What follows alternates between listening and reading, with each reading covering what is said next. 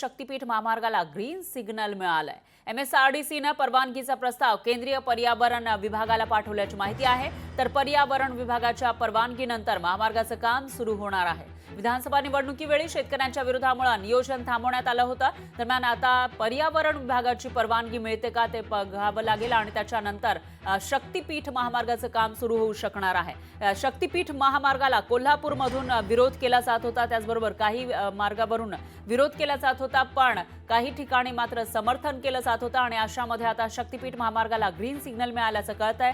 MSRDCने परवानगीचा प्रस्ताव केंद्रीय पर्यावरण विभागाला पाठवल्याची माहिती आहे आणि जर केंद्रीय पर्यावरण विभागाने आता ग्रीन सिग्नल दिला, याला मंजुरी दिली तर हे काम सुरू होऊ शकतं। मात्र पर्यावरण विभागाच्या परवानगीनंतर हे काम सुरू होणार असलं तरी देखील याच्यावर आता कोल्हापूर असेल किंवा ज्यांचा या मार्गाला विरोध होता त्यांच्या काय प्रतिक्रिया आहेत ते बघावं लागेल। विधानसभा निवडणुकीच्या वेळेला प्रचंड विरोध झाला होता शेतकऱ्यांचा या महामार्गाला, त्यामुळे हा महामार्ग थांबवण्यात आला होता, त्याचं नियोजन थांबवण्यात आलं होतं, पण आता मात्र ग्रीन सिग्नल या महामार्गाला मिळाल्याची माहिती आहे।